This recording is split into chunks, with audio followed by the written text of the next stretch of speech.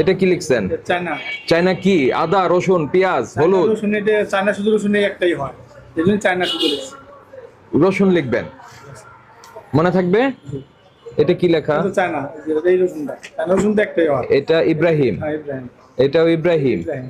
ইব্রাহিম কিন্তু বুঝতে পারছি না আমি ইব্রাহিম কি। রসুনের যেই রসুনটা, ওই যে ওই কিনে রসুনের নাম, মানে মার্কা। রসুন লিখবেন, পরিষ্কার লিখবেন। Yes. কি নাম আপনার? আমার নাম মোহাম্মদ সেলিম মোল্লা। মোহাম্মদ সেলিম মোল্লা।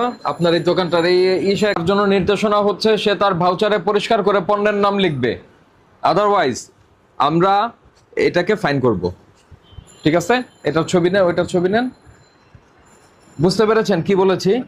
আগে ওই যেটা রসুন বা আদা বা পেঁয়াজ এগুলোকে নাম লিখে তারপরে মার্কা লাগবে, ঠিক আছে? কারণ মার্কা দেখে তো আমরা বুঝতে পারবো না ঠিক আছে, যেটা বুঝতে আসলে কি, ঠিক আছে। তাই না? আমরা বুঝছেন, আপনারা এটা বুঝবেন না। আমাদের বোঝা যদি না যায় তাহলে